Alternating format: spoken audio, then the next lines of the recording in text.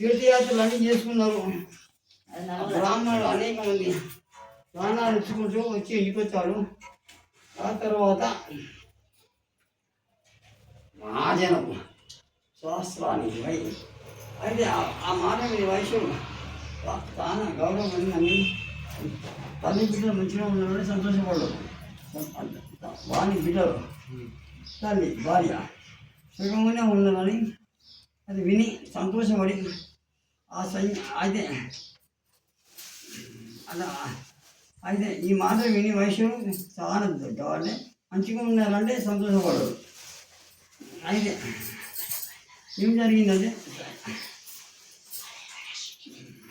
సన్యాసి పదవులు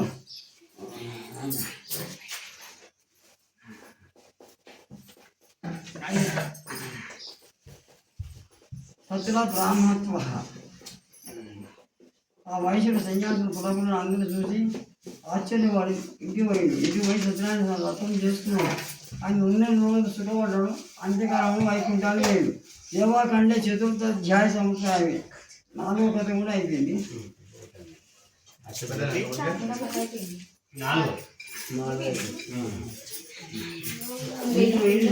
అర్థం చేసుకోండి. 5వ కథ